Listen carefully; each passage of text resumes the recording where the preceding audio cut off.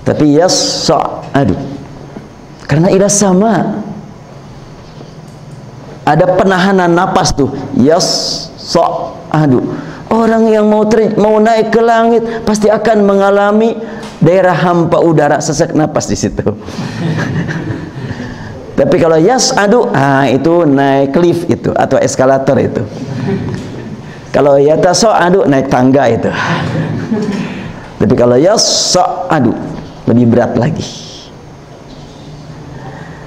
Nah, ini pembahasan tentang huruf. Saya ambil bahasan tentang khalidun sajalah, yang terakhir biar cepat tamat.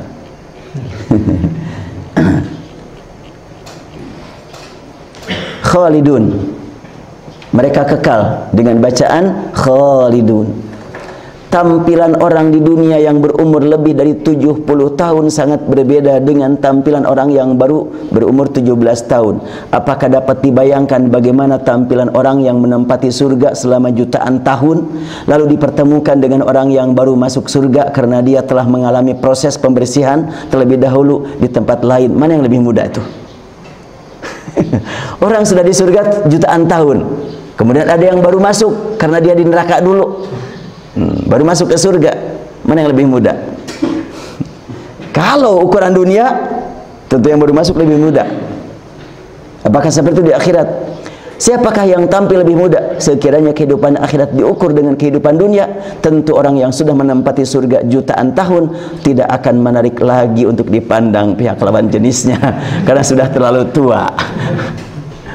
Nah, dengan penulisan khalidun tanpa huruf alif, sehingga ditulis pendek namun dibaca tetap panjang, maka kita diingatkan bahwa kehidupan di akhirat yang sudah mengalami jutaan tahun tiada bedanya dengan yang baru satu hari.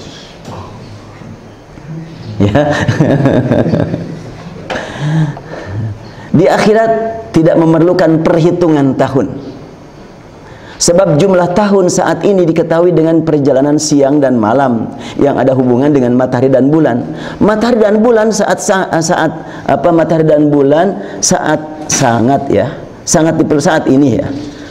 ini sangat diperlukan, di samping untuk kepentingan hidup makhluk di dunia semacam secara umum, juga sangat diperlukan untuk kepentingan ibadat salat, saum dan haji. Di dalam surga tidak ada kewajiban ibadah. Karena itu perjalanan matahari dan bulan pun tidak diperlukan lagi. Dengan demikian maka usia seseorang di surga yang sudah mencapai jutaan tahun menurut perhitungan di dunia tidak ada bedanya dengan yang baru satu hari atau satu tahun. Karena itu penulisan di atas dapat dipahami sebagai isyarat bahwa perjalanan hidup seorang penghuni surga yang sudah mencapai jutaan tahun ukuran dunia tiada bedanya dengan yang baru berumur 17 tahun. Dengan kata lain, bahwa perjalanan hidup yang sangat panjang dan tiada akhirnya tidak bedanya dengan perjalanan yang sangat pendek. Karena itu bacaan yang pendek dengan panjang karena itu bacaan yang pendek ya dengan panjang tertulis dengan tulisan yang sama. Sangat bermakna ya, rahasia huruf Al-Qur'an. Bagaimana khalidun di neraka? Sama itu. Abadi mereka di neraka. Antara yang sudah jutaan tahun dengan yang baru masuk, tetap jasadnya masih gitu-gitu juga. Kalau di dunia sudah dibakar 2 minggu, mungkin sudah jadi abu, udah nggak terasa lagi panasnya. Tapi kalau di akhirat sudah miliaran tahun tetap terasa panasnya. Ngeri juga. Itulah makna khalidun. Kenapa tulisan itu beda dengan tulisan hadis? Itulah dzalikal kitabu. Ini saya angkat karena ini tulisan Departemen Agama nih. Seperti apa nih? Rusak nih kalau begini tulisan Al-Quran. Ya. Solihat, jannat pakai alif, al-anhar. Saya khawatir ini entah sengaja atau tidak sengaja. Bila sengaja, jangan-jangan ini program Syiah nih, untuk merusak Al-Quran. Dan yang anehnya, ini sudah dicetak oleh Departemen Agama. Yang judul di covernya saja Mushaf Sudut Departemen Agama. Nah, ini baru cetakan di Indonesia yang saya temukan begini. Dari luar nggak ada. Mudah-mudahan nanti apabila ya para asatiz semuanya ketika pulang ke daerah masing-masing menemukan Al-Quran tulisannya begini, tolong amankan gitu. Jangan dihina, dicaci maki, amankan. Ini bukan tulisan asli zaman Rasul. Dan ya dari mulai surat Al-Fatihah ada. Saya temukan di awal.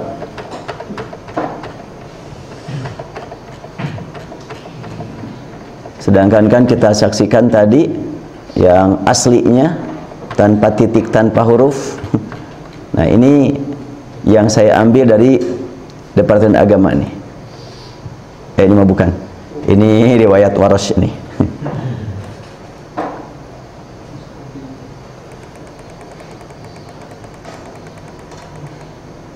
Ya, ada baiknya juga saya perkenalkan kepada ya para asatidz.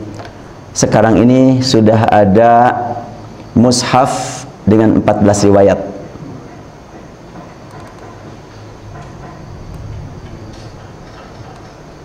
Kita lihat umpamanya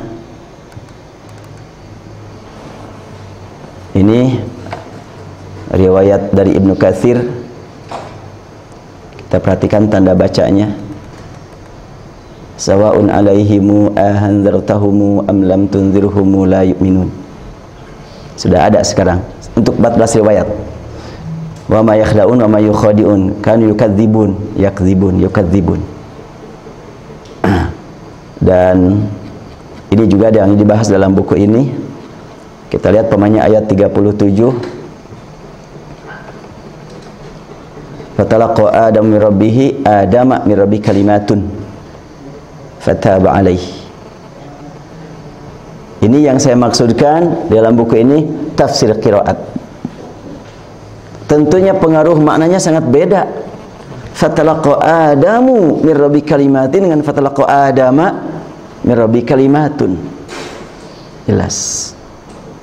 Ya alhamdulillah, sebetulnya saya itu sejak lama ingin menyampaikan yang ini kepada para hufaz gitu. Alhamdulillah sekarang ditakdirkan ini.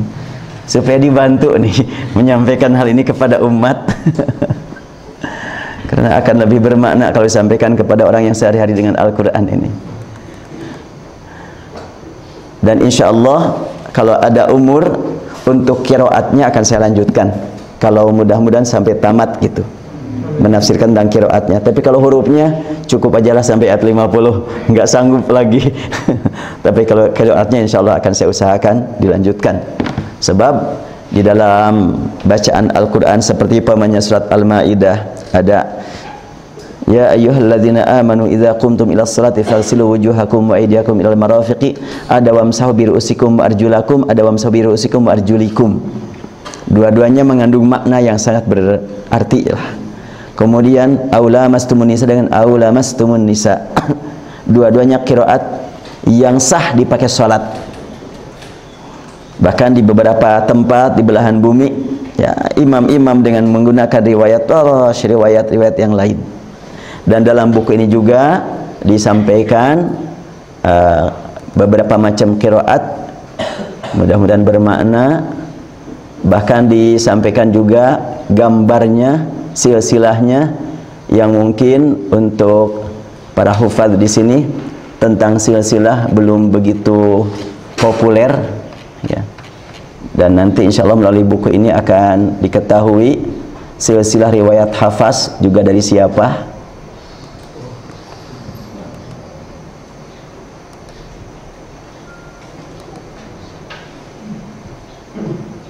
Ini Ibnu Amir,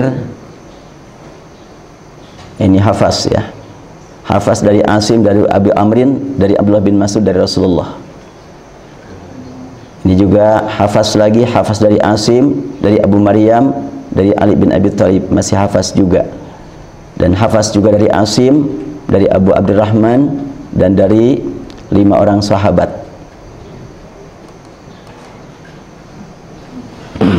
Jadi antara hafaz sampai Rasul itu terhalang 1, 2, 3.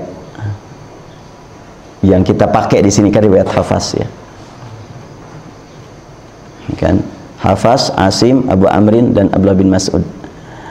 Nah, yang lain-lainnya disampaikan juga di sini gambarnya dari tentang qiraat Hamzah. Hamzah ini terhalang oleh dua, dan juga qiraat Al-Kisai dari Hamzah ternyata. Nah, kemudian ada lagi Abu Ja'far Al-Madani. Kemudian ini ada 10 qiraat yang saya sampaikan silsilahnya di sini lebih memudahkan. Dan ini saya ambil silsilah ini dari kitab An-Nashr fil Qiraatil Ashr, kitab Al-Jazari. Al-Jazari kan ngarang Kitabul Ashr, Qiraatul Ashr, yaitu An-Nashr fil Qiraatil Ashr.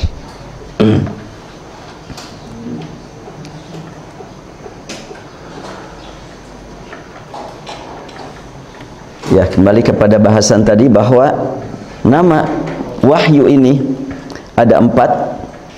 Ada Quran, ada kitab, ada zikir, ada furqan. 4-empatnya menggunakan kalimat nuzul. Inna anzalna Qur'anan Arabiyya huwallazi anzala 'alaikal kitab inna nahnu nazzalna dzikra tabarakalladzi nazzala al-furqan. Yang lain sifat-sifat Al-Quran, kata ulama Al-Quran karena tidak pakai nazala dan anzala disebut sifat, seperti nur, mau'idhah kan gitu, atau umpamanya rahmah, ya ayuhan nasu, ya ayuhan nasu apa tuh, mau'idhatan rahmatan lil mu'minin, surat Yunus. Iya, Ja'atkum mau'izatun min rabbikum wa syifaa'un lima fis sudur wa hudan wa rahmatun lil mu'minin. Situ tidak kalimat anzala dan nazala, maka disebut oleh para ulama itu sifat-sifat Al-Quran. Sementara yang pakai kata nazala dan anzala, nazala dan anzala disebut itu nama Al-Quran. Yang tentunya dengan penamaan dan pakai nazala tersebut sangat perlu untuk kita perhatikan bahwa antum semuanya di sini sudah meraih nikmat hafalan, itu nuzul dari Allah, bukan dari otak. Buktinya ada yang begitu cepat, ada yang lambat, karena memang Allah yang ngatur. Kita hanya berusaha. Demikian pula kita menyampaikan kepada yang lain, mengajarkan kepada yang lain, Allah yang menurunkan kepada mereka, kita hanya melaksanakan tugas. Dalam hal ini terkadang diuji guru-guru Al-Quran itu. Diuji ketika menyampaikan ke sini, wah ini susah banget nih orang belajarnya. Udahlah kamu mah gak usah lagi. Itu berarti kita sudah tidak percaya lagi kepada Al-Quran turun dari Allah. Sudah mengandalkan otak kita. Padahal waktu Rasulullah menerima Al-Quran kan tidak terjangkau oleh otak kan. Tentunya kita juga menyampaikan kepada yang lain jangan mengandalkan otak. Kalau bahasa sekarang ada handphonenya, ada handphone dengan silent, dengan getar, dengan load ya. Rasul juga menerima Al-Quran begitu dulu itu. Iya kan, Rasulullah tertidur, pas bangun langsung membacakan Al-Quran. Beliau terima sewaktu tidur, itu silent memang itu. Sekali waktu Rasulullah sedang bersama Abu Bakar, istri Abu Bakar dan Aisyah. Aisyah akan terkena ujian dari Allah, yaitu fitnah ifkan. Maka Rasulullah menuju rumah Abu Bakar, Aisyah sudah duluan. Rasul duduk, kemudian bertanya, ya Aisyah, bagaimana sebetulnya yang kau alami? Apa yang terjadi? Bila engkau salah, segera taubat. Bila engkau tidak bersalah, Allah pasti akan memberikan bukti kebersihan kamu. Karena Aisyah melirik kepada ayahnya, Pak, tolong dong jawab pertanyaan Rasul. Abu Bakar mana mungkin kan mendahului Rasul. Abu Bakar menjawab, la adri madza aqul. Aisyah kesal sekali, aduh si bapak gak membantu ternyata. Akhirnya kepada ibu, ya Ummah, ruddi ala Rasulillah, tolong jawab pertanyaan Rasulullah. Ibunya pun menjawab yang sama, la adri madza aqul. Akhirnya Aisyah langsung kan berkata, kalau aku jawab apa adanya siapa yang percaya? Kalau aku mengaku-ngaku tanpa aku lakukan, Allah Maha tahu aku tidak berbuat. Akhirnya sudah dia masuk ke kamar kan, nangis di kamar, mungkin sambil pegang guling-guling barangkali. nangis terus. Dia berkata, "Ya Allah, Engkau Maha tahu apa yang terjadi. Sekiranya memang aku tidak layak untuk menjadi sebab turun ayat Al-Quran seperti yang pernah turun disebabkan oleh Zaid bin Haritha, oleh Umar, oleh ini, oleh itu. Aku memang tidak layak menjadi penyebab turunnya Al-Quran. Aku bukan orang suci. Aku mohon ya Allah, Engkau beritahukan kepada Rasulmu, entah dengan mimpi, entah dengan apa, bahwa aku tidak berbuat." Dia sambil nangis semalaman. Dilihat, nggak tahu dilihat dari lubang kunci atau gimana ya, Rasulullah kelihatan gemetar. Abu Bakar takut kalau benar-benar ayat turun sekarang menjelaskan kekotoran Aisyah. Aisyah bahagia, wah ini ayat turun. Beda kan? Abu Bakar otak yang jalan, Aisyah realita, ibunya perasaan. Nah, setelah itu maka selesai Rasulullah keringatan, gemetar, keringatan, kedinginan, tapi keringatan juga. Pas selesai tenang, langsung Rasul kan bersabda, "Ya Aisyah absyiri, wahai Aisyah berbahagialah, telah turun kepadaku ayat Al-Quran." Disampaikanlah kalimat, "Innal ladzina ja'u bil ifki usbatum minkum la tahsabu syarran lakum bal huwa khairul lakum." Dan selanjutnya akhirnya Aisyah bahagia. Dan ibunya Aisyah berkata, "Udah, segera terima kasih kepada suamimu." "Gak mau, emang dia yang ngasih solusi kepada aku." "Bukanlah." Maka Aisyah sujud menghadap kepada Allah. Nah itu kan Rasulullah menerima ayat dengan getar. Iya kan? Iya, handphone dengan getar. Ada lagi dengan load, ada langsung kedengaran. Rasulullah mendengar dari Jibril membacakan ayat-ayat Al-Quran. Subhanallah. Dengan kemajuan teknologi kita semakin mampu meyakinkan kepada umat kebenaran Al-Quran, keaslian Al-Quran. Sekian banyak orang yang ingin merusak kesucian Al-Quran, sakit sendiri mereka, menderita sendiri itu. Tidak bisa dipermainkan Al-Quran ini. Dan mungkin juga ya perlu diangkat oleh kita di hadapan masyarakat tentang kemajuan umat Islam yang terus-menerus difitnah, terus-menerus dicaci maki. Al-Islam semakin memberikan jawaban yang lebih pasti. Saya sewaktu dalam mengisi acara sering ditanya, "Kenapa Ustadz umat Islam tertinggal?" Saya jawab dengan pertanyaan, "Tertinggal dalam apa Pak?" "Dalam segala hal." "Boleh saya perbaiki pertanyaan Bapak?" "Silahkan." "Kenapa saya dan Anda tertinggal?" Saya bilang gitu. "Kenapa begitu?" "Umat Islam begitu maju." "Wah, di bidang apa majunya?" "Yang disebut maju apa coba Pak?" Saya bilang. "Ekonomi." "Wah, ekonomi apa lagi? Ada satu negara atau dua kota yang tidak boleh dimasuki selain oleh umat Islam." Kemajuan luar biasa. Amerika enggak ada apa-apanya, saya bilang Eropa enggak ada apa-apanya. Itulah Saudi, Mekah dan Madinah. Saya pertama kali ke Mekah tahun 84. Banyak yang belum lahir jelas. Saya tahun 84 pertama kali ke Mekah. Itu kalau mau sarapan pagi, beli roti besar namanya tamis. Mungkin ada yang pernah merasakan. Di sini juga ada tuh. Nah, tamis itu harganya 1 real. Itu bisa dipakai sarapan bertiga, masih sisa itu. 1 real dulu 600 rupiah. Sekarang masih tetap 1 real, sudah berlalu 30 tahun. Itu menunjukkan bahwa ekonomi Saudi stabil. Enggak terpengaruh dengan yang disebut moneter. Krisis moneter enggak terpengaruh. Dari dulu harganya masih tetap 1 real sampai sekarang. Cuma sekarang 1 real itu adalah 3.500, dulu 3.600. Realnya tetap real. Dan bisa dengan fullnya itu 2 real cukup sarapan berdua. Jadi 7.000 di sana bisa sarapan berdua sampai sekarang. Di sini 7.000 sarapan sendirian, bala-bala berapa? Iya ya Allah. Itu kan kemajuan ekonomi di sana. Tapi kan bukan cuma itu, kesejahteraannya dong. Itu menggambarkan kesejahteraan. Sekarang BBM sudah naik lagi ya, 7.000 berapa? 7.400. 7.400 beli bensin di Saudi sekarang itu dapat 5 liter itu. Jadi kalau mau murah ke sana aja lah beli bensin. Iya. Kemudian kalau pemainnya fisik berupa gedung tower yang tertinggi tower di dunia milik umat Islam. Tertinggi di Dubai, kedua di Mekah. Dan sekarang sedang diprogram. Kemarin walau alam jadi apa enggak Raja Abdullah rahimahullah itu program ingin membangun tower lebih tinggi daripada yang di Dubai. Cuma dengan pergantian raja apakah jadi apa enggak tahu nih. Karena raja sekarang enggak terlalu perhatian kepada fisik kelihatannya. Lebih kepada ruhiyah, kepada perjuangan. Apalagi yang disebut dengan kemajuan. Pendidikan murah. Mekah Madinah enggak murah memang tapi gratis. Dari mulai TK sampai doktor gratis di sana. Rumah sakit bagaimana? Memang enggak murah juga, gratis di sana.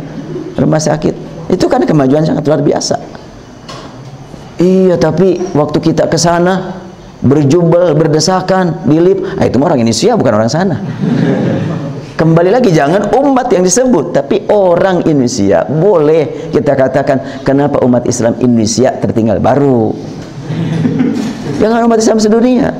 Tapi bagaimana senjata? Sekarang militer atau tentara yang paling ditakuti di dunia adalah Al-Qassam. Kata Ibnu Qassam, sayap militer Hamas.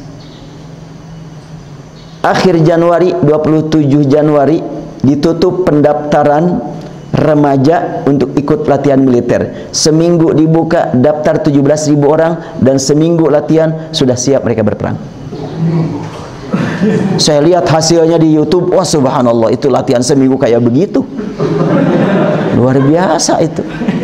Sebelumnya 23.000, yang itu 17.000. Kekuatan militer Hamas sangat luar biasa. Cuma enggak diberitakan. Nah, berarti umat Islam memang tertinggal dalam menyebarkan berita bohong. Itu memang bukan tertinggal, tapi meninggalkan diri. Harus meninggalkan diri dalam menyebarkan berita bohong atau memfitnah orang. Tetapi dalam berbuat amal soleh jelas termaju, terdepan. Kita harus rubah nih paradigma di masyarakat yang mengatakan umat Islam tertinggal. Enggak, kita punya Al-Quran. Adapun cerita-cerita, memang semua orang bisa bikin cerita. Apalagi sekarang ISIS diangkat terus-terusan. Saya sering ditanya, bagaimana pandangan Ustaz tentang ISIS? Enggak tahu, saya bilang. Soalnya enggak ada di Bandung. Iya. Yang ada di Indonesia saja kita enggak tahu semuanya kan, apalagi yang di luar. Buat apa sibuk-sibuk? Kita khawatir mengangkat ISIS itu adalah untuk menyibukkan masyarakat Indonesia sehingga terfokus perhatian ke sana. Dan orang-orang yang punya program jahat tidak tersentuh. Ini yang harus memiliki kepekaan kita. Diharapkanlah dengan rajinnya membaca Al-Quran, Allah berikan kepada kita kepekaan membaca kehidupan masyarakat. Tidak terpancing kita dengan sejarah, dengan cerita, dengan dongeng. Maka ya di sini juga dibahas tentang masalah itu. Kalau dongeng atau cerita, udahlah, itu bukan garapan kita. Bahkan kemarin saya pulang umroh bulan Februari, dipertemukan oleh Allah dengan tokoh Syiah dari Bahrain. Ngobrol di pesawat. Panjang saya ngobrol dengan dia. Gayanya dia memancing ingin debat dengan saya. Dan saya pikir sayang kalau dipakai debat. Mendingan kalau banyak orang menyaksikan debat kita. Cuma berdua, rugi kita debat. Pertama dia duduk di kanan saya dan dia nanya, asalnya pakai bahasa Inggris. Saya jawab sesuai dengan kemampuan. Kemudian saya berharap dia bisa bahasa Arab, ternyata dia orang Arab.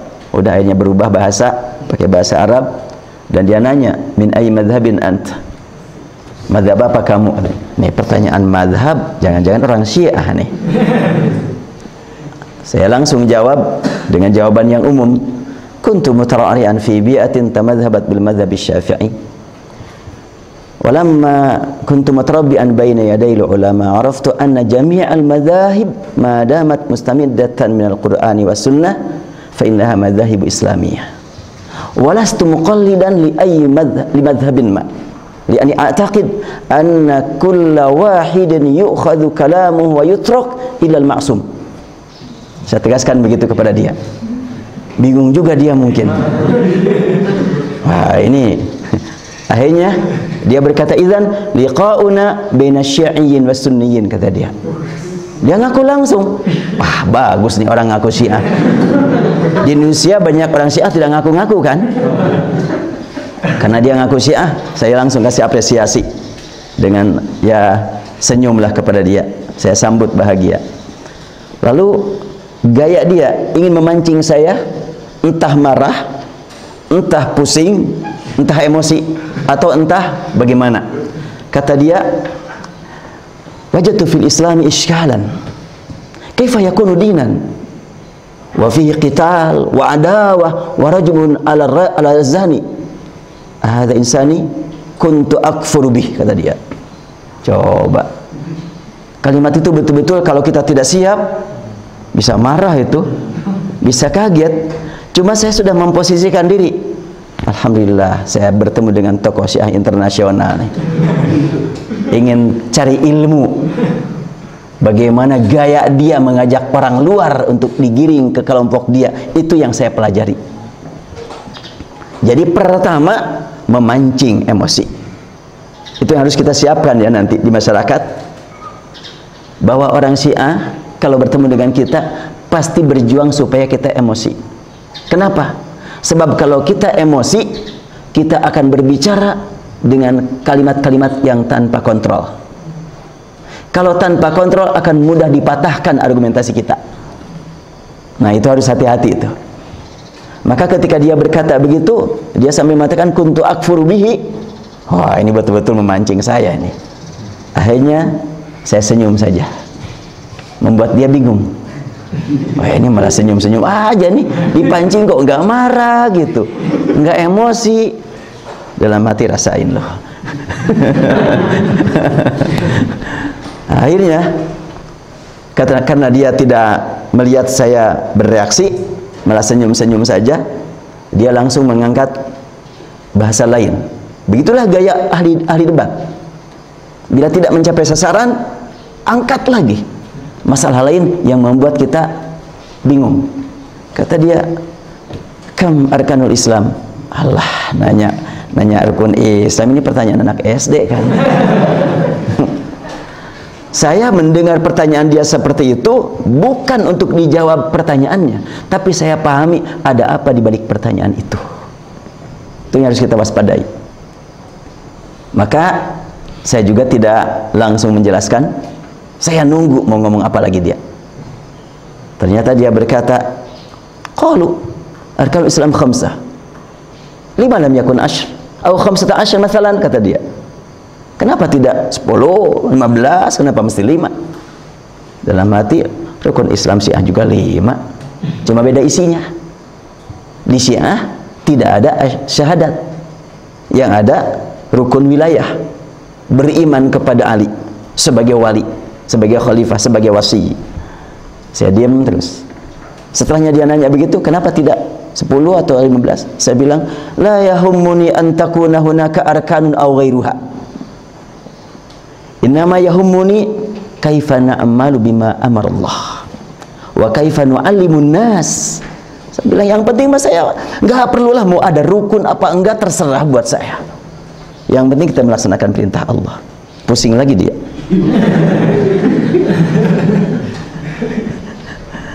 Jadi ini orang-orang Syiah memancing terus, harus kita waspadai. Sekarang sedang rame-ramenya. Sampai dia nanya lagi tentang takwa. Mal barabit taqwa. Saya bilang kalau Allah Ta'ala hudal muttaqin ladzina yu'minuna bil ghaib wa yuqimuna shalah, sampai ulaika humul muflihun. Itulah takwa menurut Allah sebagaimana menurut Al-Qur'an. Langsung dia memperlihatkan iPad-nya. Nih baca katanya. Wa ta'awanu 'alal birri wat taqwa wa la ta'awanu 'alal itsmi wal 'udwan. Takwa adalah, kata dia, diddul 'udwan. Al-bir diddul itsm. Jadi orang-orang yang bermusuhan, serang sini, serang situ, itu orang-orang yang nggak bertakwa. Dan itu zaman sahabat dulu sampai berperang, itu nggak ada yang bertakwa itu. Mengantarkan saya untuk debat tentang sejarah, tentang sahabat Nabi. Saya diam terus. Kata dia, hadza huwa tarikh, katanya. Berperang dulu. Saya bilang at-tarikh. Naam, at-tarikh. At-tarikh la yamlikuhu illa awqatun madiyah. Wa hunaka farqun syasi'un baina at-tarikh wa kutubit tarikh.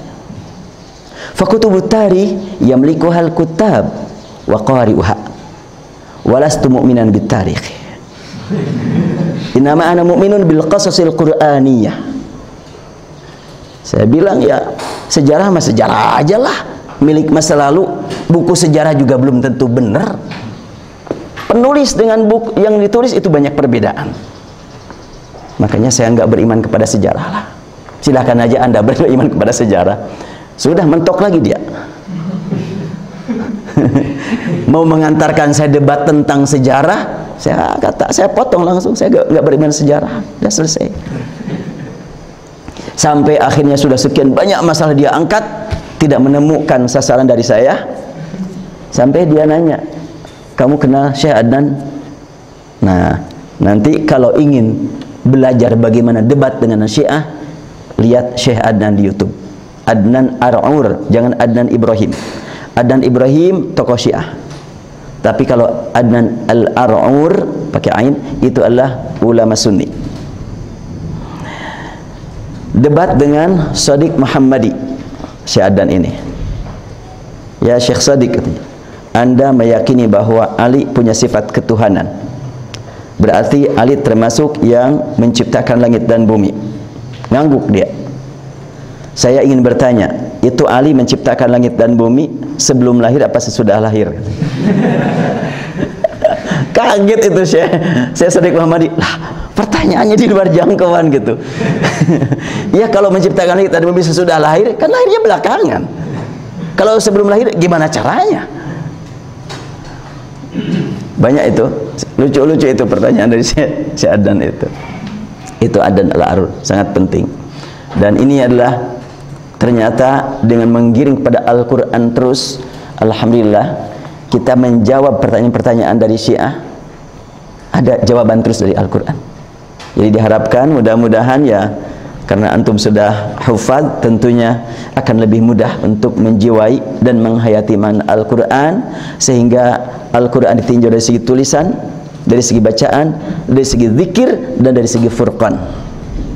Furqan ini pemisah antara hak dan batil, sehingga dengan Al-Quran kita betul-betul dapat membedakan mana hak dan batil. Dan perlu kita waspadai, karena memang boleh jadi ada orang yang diberi nikmat oleh Allah Subhanahu wa ta'ala zikir tanpa furqan. Artinya hafalannya kuat tetapi tidak diaplikasikan dalam kehidupan. Ada juga mungkin hafalannya kuat dan juga makna tulisannya juga tahu, tetapi mungkin tidak sampai kepada bacaannya bagus. Karena itu Al-Quran menyebutkan fa idza qara'nahu fattabi' qur'ana. Jadi memang berkualitas. Oleh karena itu terkait dengan Al-Quran ini at-ta'amul ma'al Quran qira'atan wa dzikran wa kitabatan wa furqanan, tentunya empat-empatnya ini. Ya kalau umpamanya tidak sempurna semuanya, sedikit-sedikit kita miliki. Ya istilah para ahli bicara, ambil sedikit-sedikit dari yang banyak dan perdalam yang sedikit itu sedalam-dalamnya. Ya, kalau umpamanya ingin mendalami semuanya nggak mungkin. Tetapi ambil sedikit-sedikit dari yang banyak itu, kita miliki satu sedikit ini dari sedikit ini, kemudian kita gabungkan nanti di perjalanan.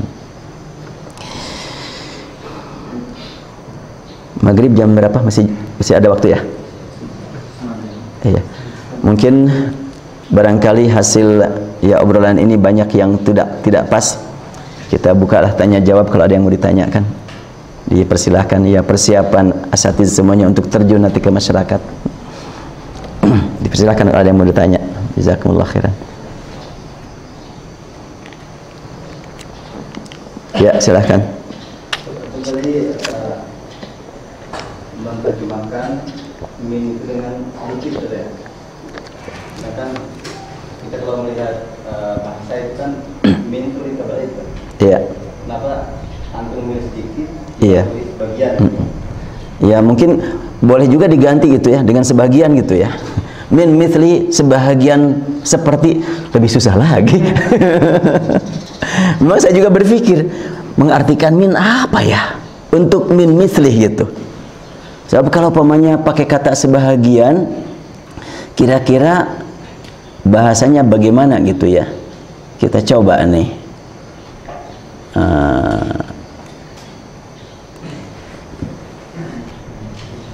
Nah di sini kan datangkanlah satu surat yang sebahagiannya menyerupai gitu ya, bisa juga tuh. Ganti sebahagian gitu ya. Saya juga memang mikir yang lebih enak apa gitu makna min ini. Yang jelas jangan sampai semisal. Sebab kalau semisal kan sempurna kan, sedangkan kata min itu tidak sempurna. Baik, jazakumullah khairan. Mungkin nanti kita cari yang pas mananya ini apa gitu. Iya. Ada lagi yang lain, silahkan. Ya, silahkan. Waalaikumsalam warahmatullahi wabarakatuh. Maaf tadi saya agak terlambat datang. Iya. Yang ingin saya tanyakan yang pertama tentang kurikulum kita tentang Ustaz ya, karena saya baru sekali ini bertemu. Iya. Mungkin tadi sudah disampaikan tapi saya nggak cuma dengar gitu. Kemudian yang kedua tadi disinggung tentang makomat sebenarnya. Iya. Tadi dijelaskan juga bahwa sudah ada 300 kelas kan Pak, saya salah dengar tadi. Iya. Itu titik tekannya untuk usia berapa Ustaz? Makomat itu. Kemudian apakah metode ini bisa diterapkan di lain tempat gitu? Iya. Tidak hanya di sementara ini kan masih di Bandung ya Ustaz? Iya, Bandung. Gimana? Itu aja. Baik. Ya, pertanyaan kedua dulu lah. Yang pertama nanti.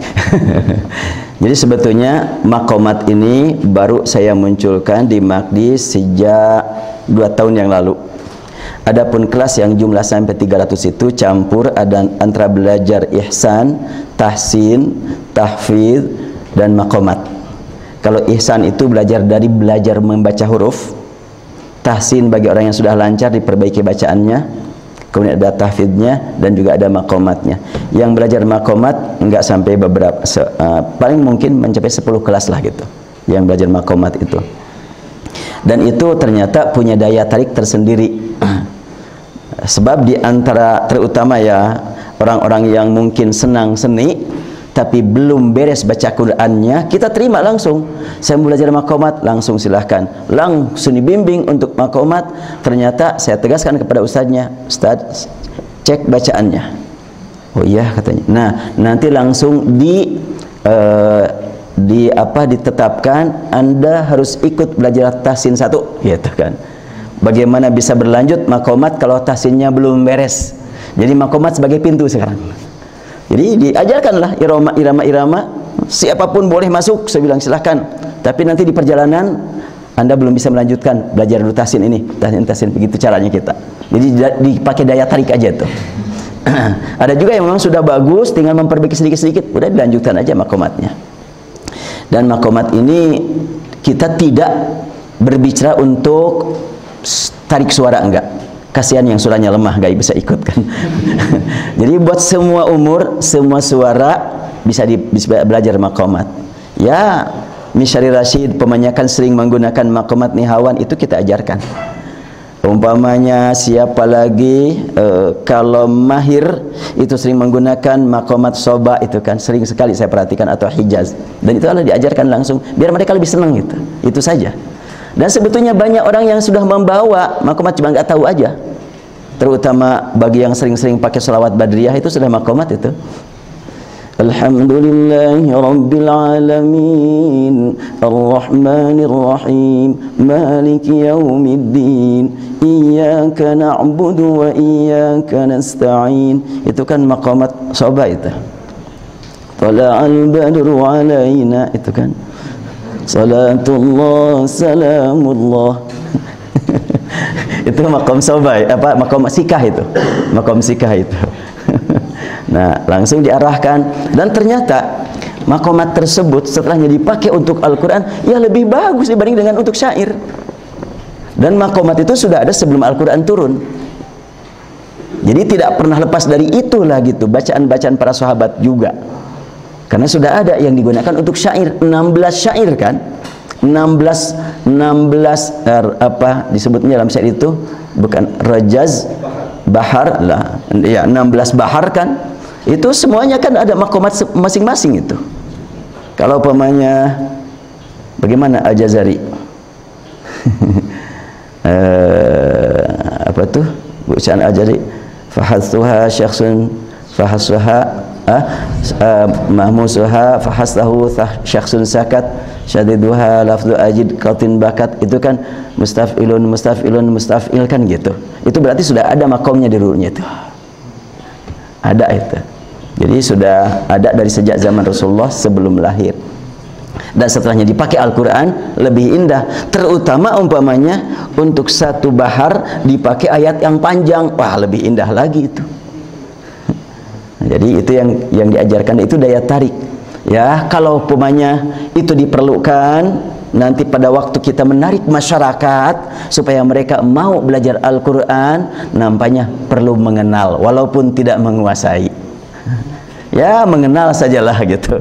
Makanya di Maqdis sekarang ya alhamdulillah, Maqdis itu sudah menyampaikan metode ngajar Quran sampai di Gontor sudah 7 angkatan di Gontor. Jadi kita kirimkan guru-guru Maqdis ke Gontor sampai sudah kemarin itu angkatan ke-7. Itu orang-orang yang akan disebarluaskan, dibina dulu bagaimana cara ngajar Al-Quran buat masyarakat umum ya, dengan beberapa cara. Bahkan untuk memelihara gunnah saja di Maqdis pakai yang ringan-ringan dulu. Umpamanya kan memelihara gunnah pakai nun di tasdid tapi dalam bahasa kita dulu. Ketika umpamanya orang membaca qul a'udzu birabbin nas malikin nas, enggak seimbang kan? Langsung dibimbing dulu oleh ustadznya. Ikuti.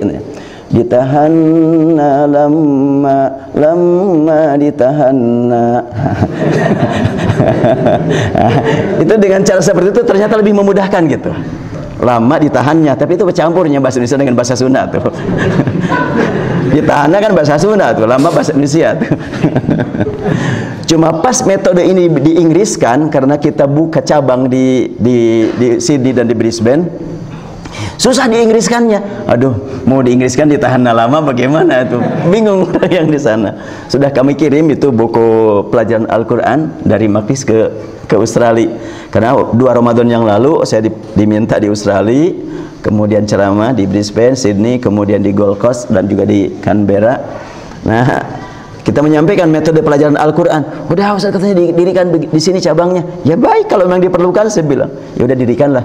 Resmi didirikan di sana Maqdis cabang Sydney. Tapi kita kekurangan rijal, kekurangan SDM yang nggak tahu sampai sekarang seperti apa. Cuma dikirim aja buku, kemudian dari sana gimana caranya kalau kalian diterjemahkan ke bahasa Inggris, silahkan saya bilang gitu. Langsung diterjemahkan, mungkin cuma itulah. Yang gaya-gaya gitu susah diterjemahkan ke bahasa Inggrisnya itu. Terus bagaimana kan? Itulah metodologi. Kalau metodologi silahkan kembangkan, yang penting isinya kan. Isinya adalah terutama bagaimana kita menjiwai dan menghayati makna dari Al-Quran itu sendiri.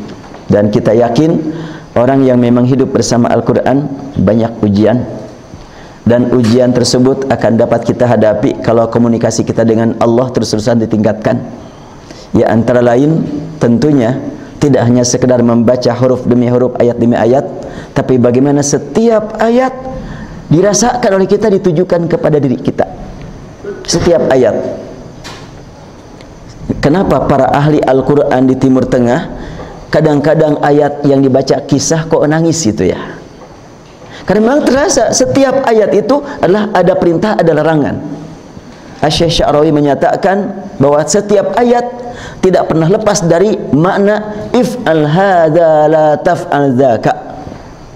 Setiap ayat mengandung hal itu. Kerjakan ini, jauhi itu. Nah, tentunya setiap ayat harus kita baca apa perintah yang ada dalam ayat ini dan apa pula larangannya yang ada dalam ayat ini. Harus selalu ada itu.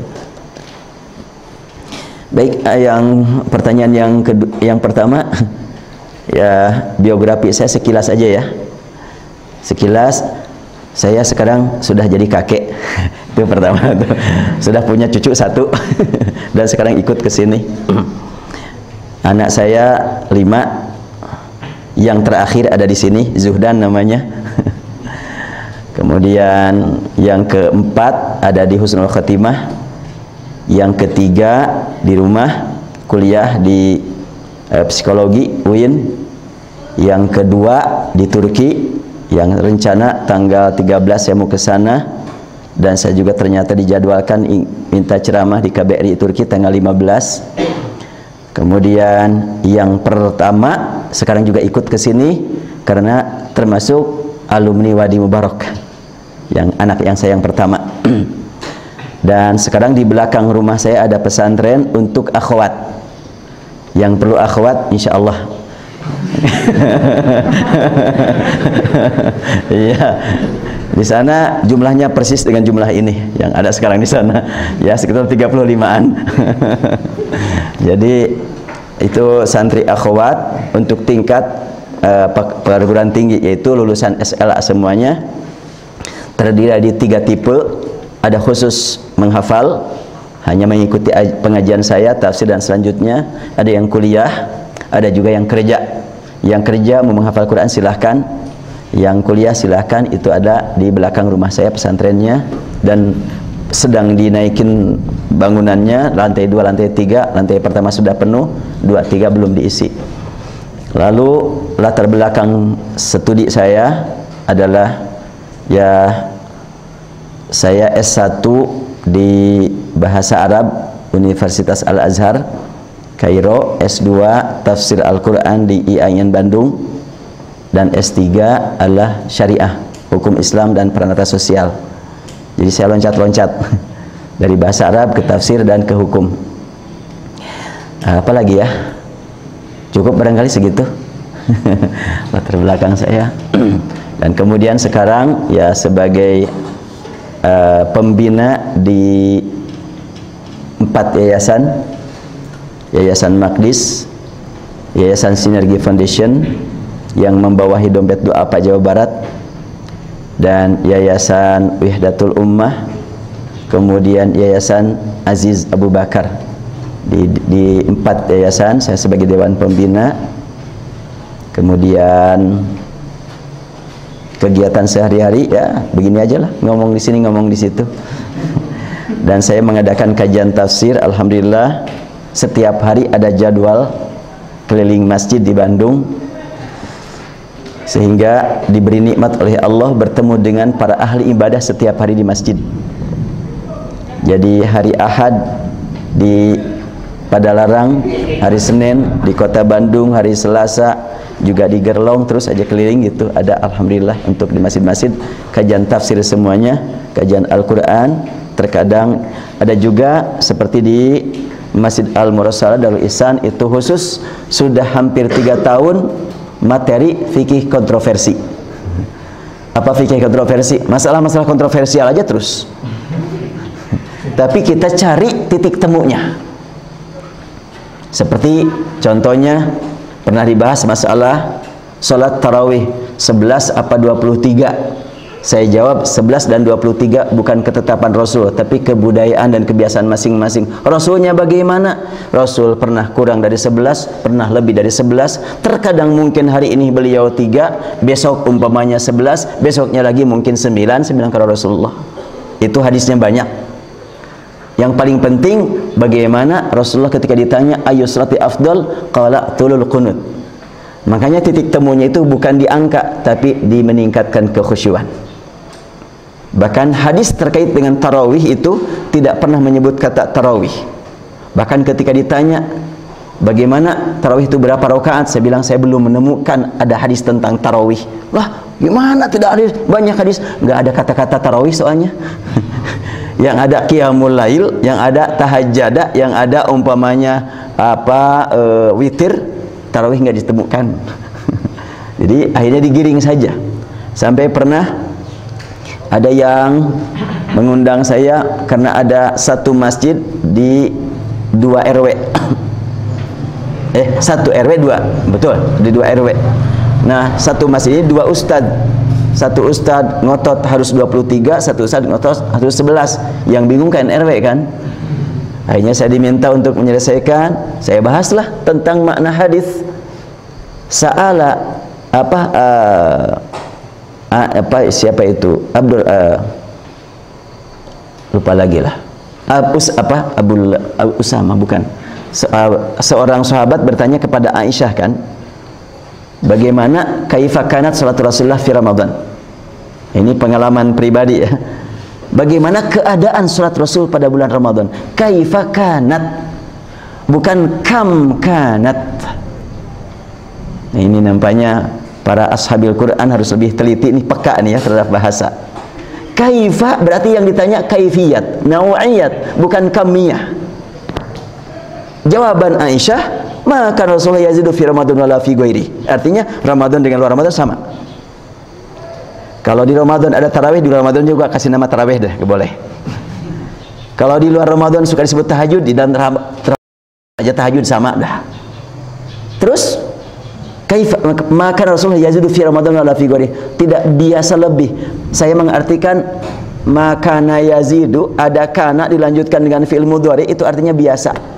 Kalau ada ma berarti tidak biasa, bukan tidak pernah. Tidak biasa artinya pernah. Tidak biasa lebih dari 11. Kenapa tidak biasa lebih dari 11? Ya bayangkan saja. Pertama beliau laksanakan 4, jangan kau tanya, bagus dan panjangnya. Itu maknanya tuh. Jadi penekanannya di situ. Penekanannya lamanya salat Rasul membuat beliau tidak bisa lebih dari 11 itu. Bukan pokoknya Rasul 11, jangan lebih-lebih. Siapa yang lebih mulia daripada Rasul? Iyalah, berebut angka. Tapi masih mendingan, yang penting sholat lah. Tapi di kampung dulu ada 2 masjid, 2 pemuda, satu belok kanan, satu belok kiri. Kata yang belok kanan, mau kemana kamu? Ke sini. Di situ 23, di sini 11. Kata yang 23, biarin, nanti lihat siapa yang duluan pulang.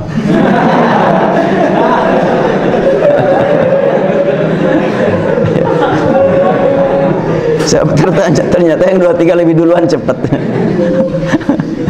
Ya, begitulah. Jadi kita arahkan mereka supaya betul-betul bermakna lah salat itu, berpengaruh bagi kehidupan sehari-hari. Lebih-lebih lagi kalau kita lihat bagaimana sahabat Rasul salat sekali oleh Rasul nyatakan irji' fa sholli fa innaka lam tusalli. Salatlah kedua kalinya sahabat lalu menuju Rasulullah membaca salam, Rasul menjawab, setelah itu Rasul bersabda irji' fa sholli fa innaka lam tusalli. Sampai 3 kali sahabat sholat. Salah apa dia? Sampai diulang-ulang 3 kali. Akhirnya sahabat berkata, ya Rasulullah, inilah uhsinu ghayra hadza fa'allimni. Aku enggak mampu lebih baik dari ini terbaik. Rasul menjawab, idza qumta ila shalah fa asbighil wudu. Summa istaqbil qiblata fakabbir. Summa qra' ma tayassara ma'aka minal Qur'an. Mohon digarisbawahi kalimat ma'aka. Apa artinya? Bacalah ayat bersamamu. Kalimat bersama berarti ketika ada panggilan ya ayyuhalladzina amanu, kita dipanggil oleh Allah dengan kalimat amanu. Ya ayyuhan nas, ya ibadiyalladzina asrafu, ya bani Adam. Itu panggilan dari Allah kepada kita. Allah tidak memanggil ya ayyuhalladzina adznabu, tapi ya ayyuhalladzina amanu. Kemudian apabila ada pertanyaan, pertanyaan ditujukan kepada kita. Apabila ada peringatan, peringatan ditujukan kepada kita. Itulah faqra'u ma tayassara ma'aka. Ada kesertaan dengan kita. Betapa penting bagi kita untuk meningkatkan hal itu. Wallahu alam. Cukup ya? Udah mau maghrib. InsyaAllah kalau kita ada kesempatan lagi, mudah-mudahan bisa bertemu lagi di kesempatan lain. Dan saya sebetulnya yang harus, ya saya sudah pernah bilang ke Ustaz Didik, Ustaz diizinkan enggak kalau saya barang 2 bulan, 3 bulan di sini ikut pesantren, saya bilang gitu. Cuma pasti pikir-pikir, aduh meninggalkan kewajiban lagi di sana. Kalau sekiranya ada yang menangani kewajiban, saya inginlah gitu di sini bersama-sama dengan para asatiz di sini, akan nikmat rasanya. Tapi udahlah, sekarang manfaatkan apa yang ada. Mudah-mudahan Allah berikan kepada kita kemampuan dan menjaga istiqomah kita. Ghufranaka Rabbana wa lakal masir. Rabbana atina fid dunya hasanah wa fil akhirati hasanah wa qina adzabannar. Wal afu minkum wa billahi taufiq wal hidayah. Assalamualaikum warahmatullahi wabarakatuh.